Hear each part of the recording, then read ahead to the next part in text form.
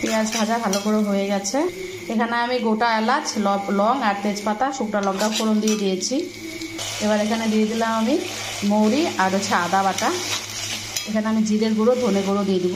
জিরে গুঁড়ো, ধনে গুঁড়ো দিয়ে এটাকে ভালো করে ভেজে নেব। আমি এখানে কাজু বাদাম বাটা আর পোস্ত বাটা পেস্টটা একসাথে দিয়ে দিলাম। এটা ভাজা হয়ে গেছে, দেখুন সাইড দিয়ে কি সুন্দর তেল বেরিয়েছে। এবার এখানে আমি দিয়ে দেবো দই।